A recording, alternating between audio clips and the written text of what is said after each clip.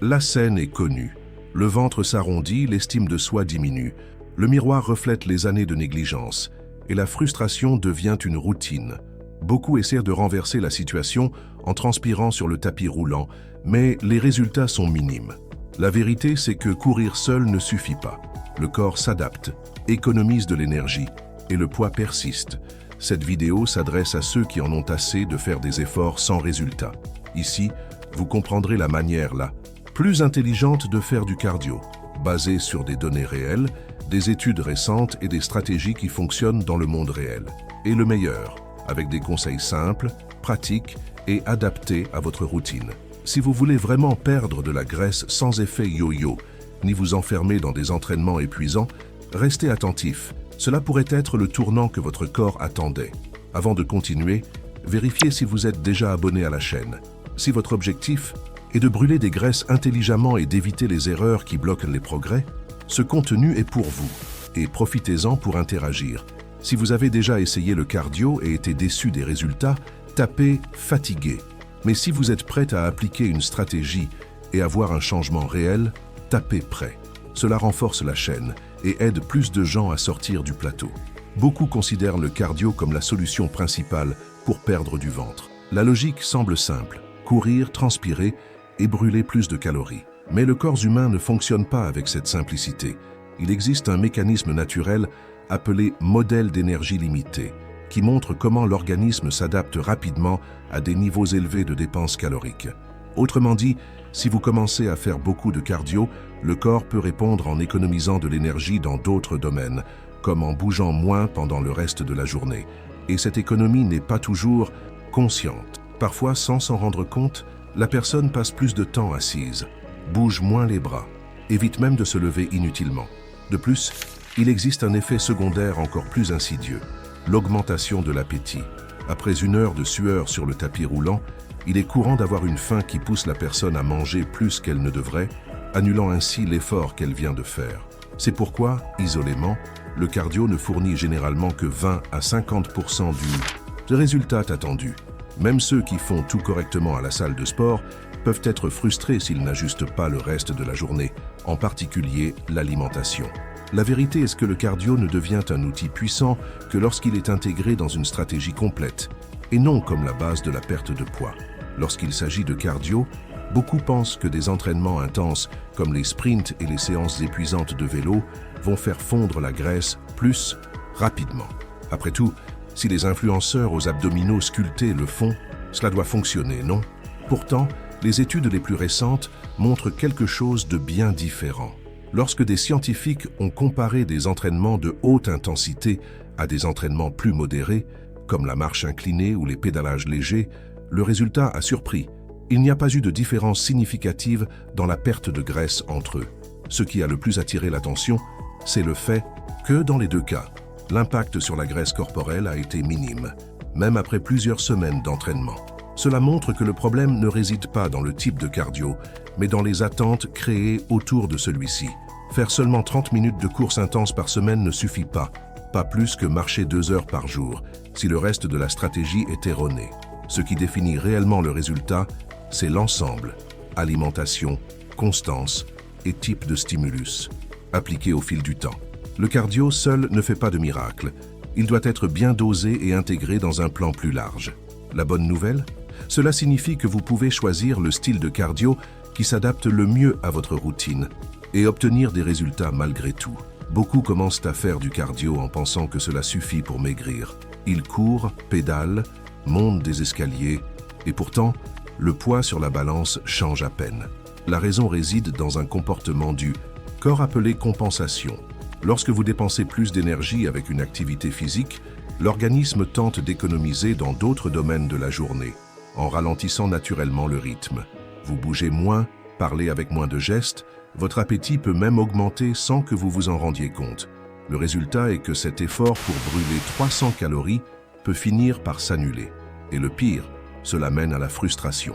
La personne croit qu'elle fait tout correctement, mais les progrès ne se manifestent pas parce que l'alimentation reste déséquilibrée ou excessive. Si votre objectif est de brûler de la graisse sans perdre d'énergie, de maintenir un métabolisme actif et d'éviter les pièges de l'effet yo-yo, Le livre numérique « Fini la faiblesse » peut être la prochaine étape. Il propose des conseils pratiques sur l'alimentation, l'entraînement et la routine, spécialement conçus pour ceux qui veulent des résultats réels sans dépendre de formules miracles. Accédez-y via le commentaire épinglé et découvrez comment appliquer ces stratégies dans votre quotidien. Des études montrent que ceux qui font du cardio sans changer leur alimentation ne perdent en moyenne que 20 à 50% de la graisse qu'ils devraient perdre en fonction de la dépense calorique. Cela renforce l'idée que l'exercice n'est qu'une partie du processus. Le cardio est un outil, pas une solution isolée. Lorsqu'il est combiné à une alimentation bien structurée, l'effet se multiplie. Vous brûlez plus, vous vous sentez plus énergique et vous commencez à voir votre corps réagir. Sans cet ajustement, l'entraînement devient simplement un maintien et non une transformation. Il existe une ressource simple, gratuite et puissante que beaucoup ignorent. Marchez davantage tout au long de la journée. Le corps est fait pour bouger et ce mouvement constant, même léger, influence directement la dépense calorique totale. C'est là qu'interviennent les pas quotidiens. Alors que le cardio programmé se déroule pendant 30 ou 40 minutes, les pas sont répartis sur les 24 heures. Aller au marché à pied, monter des escaliers, sortir les poubelles, se lever plus souvent, tout cela s'additionne. Et contrairement à un entraînement intense, ce mouvement ne surcharge pas, ne nécessite pas de préparation et peut être effectué tous les jours. Des recherches indiquent que les personnes qui maintiennent une moyenne de 7 000 à 10 000 pas par jour ont plus de facilité à contrôler leur poids corporel. Cela s'explique par le fait que le corps interprète cette activité comme faisant partie de la routine, sans provoquer cet effet rebond qui ralentit le métabolisme ou augmente l'appétit, comme c'est souvent le cas avec certains entraînements mal planifiés. Commencer par un objectif simple, comme 7000 pas quotidiens, fait déjà une vraie différence. Et ce qui est encore plus intéressant, plus cette habitude devient constante, moins le corps risque de stagner. Pour ceux qui souhaitent perdre du poids, sans sacrifier leur métabolisme, c'est un allié de taille, dans le bon sens du terme. Le bon moment pour intégrer le cardio dans sa routine peut faire la différence entre des résultats réels ou une simple accumulation de fatigue. Beaucoup commencent un régime avec 5 séances par semaine comme si c'était une obligation. Pourtant, le plus efficace est souvent de faire l'inverse. Commencer petit et ajuster selon la réponse du corps. Si vous êtes déjà en déficit calorique, que vous vous entraînez régulièrement et atteignez vos objectifs de pas quotidiens, n'ajoutez du cardio que lorsque votre poids ou vos mensurations stagnent. Et même dans ce cas, commencez léger. 2 à 3 séances de 20 minutes par semaine peuvent suffire à relancer le processus. Cette stratégie présente 2 avantages. D'abord, elle permet d'économiser de l'énergie et de préserver la masse musculaire. Ensuite, elle vous laisse de la marge pour intensifier l'effort si nécessaire, sans avoir à réduire vos apports ou rallonger vos séances à l'excès. Tout repose sur l'équilibre, pas tout en même temps, ni du cardio tous les jours dès le début. Chaque étape doit être pensée pour que le corps comprenne le message sans se mettre en mode alerte. Ainsi, la perte de poids continue, avec moins de souffrance et plus de constance. Avant d'augmenter le temps passé sur le tapis de course, observez un facteur simple mais souvent négligé, votre nombre de pas dans la journée. Cela peut sembler basique, mais rester actif tout au long de la journée a un impact énorme sur la dépense calorique totale et bien moins contraignant qu'une séance d'aérobic intense.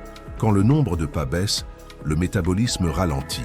Cela arrive parce que le corps essaie de conserver son énergie. Vous pouvez vous entraîner dur, mais si vous passez le reste de la journée assis, votre dépense calorique chute. C'est comme si votre organisme appuyait sur le frein sans prévenir. Fixer un minimum de 7000 à 10 000 pas par jour aide à garder le corps en mouvement constant, sans effort excessif. Et marcher n'augmente pas l'appétit autant que certains entraînements cardio intenses. C'est pourquoi cette habitude constitue une base solide pour une perte de poids plus stable. C'est ce type de mouvement, associé à une bonne alimentation et à l'entraînement, qui garde le corps allumé, brûlant plus de calories tout au long de la journée. Avant de penser à augmenter vos séances de cardio, demandez-vous si vous ne manquez pas déjà de ce fondement essentiel. Vous levez, marchez davantage et restez actif en dehors de la salle. L'une des erreurs les plus fréquentes chez ceux qui ont réussi à maigrir est d'arrêter totalement le cardio après avoir atteint leur objectif. Cela peut sembler mérité, mais c'est justement à ce moment-là que le corps est le plus susceptible de reprendre le poids perdu. Et la raison est simple, l'organisme cherche à revenir à son ancien état. Après une période de déficit calorique, le métabolisme devient plus fragile. La faim peut augmenter, les hormones sont en rééquilibrage et une baisse brutale de l'activité physique peut favoriser le stockage des graisses. Le corps comprend que la phase difficile est terminée et recommence à accumuler de l'énergie. La solution n'est pas de conserver un volume de cardio élevé, mais de maintenir une base d'activité modérée, comme la marche, des séances de vélo légères ou le fait de monter les escaliers au quotidien. Ce sont des activités durables, qui ne fatiguent pas mais qui aident à maintenir une dépense calorique naturelle. En plus, garder une dose modérée de cardio aide à réguler l'appétit et stabiliser l'humeur, deux éléments essentiels pour tenir son alimentation. Le secret, c'est de transformer le cardio en habitude et non en punition passagère. Ainsi, les résultats obtenus ne disparaissent pas dès que l'aiguille de la balance descend. Si vous êtes arrivé jusqu'ici, vous avez compris que le secret ne réside pas dans le fait de courir jusqu'à l'épuisement, mais dans l'art de combiner stratégie, constance et intelligence. La manière la plus efficace d'utiliser le cardio n'est pas dans l'excès, mais dans la précision, alliée à une alimentation ajustée, une routine active et des pas bien comptés au fil de la journée. Maintenant, c'est à vous. Quelle est votre moyenne de pas par jour? Est-ce déjà une habitude chez vous ou un point à améliorer? Écrivez le mot « marcher » si vous marchez régulièrement ou « immobile » si vous sentez que vous devez bouger davantage. Cette interaction nous aide à comprendre où vous en êtes et motive aussi d'autres personnes à faire le premier pas. Et si ce contenu vous a été utile, laissez un like. Cela a plus d'impact que vous ne l'imaginez.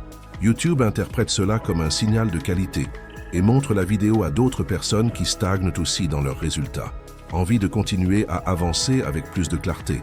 Il y a d'autres vidéos sur la chaîne, centrées sur la graisse abdominale, le cardio stratégique et les habitudes quotidiennes qui accélèrent la perte de poids. Regardez la suivante et abonnez-vous pour ne rien manquer. On se retrouve là-bas.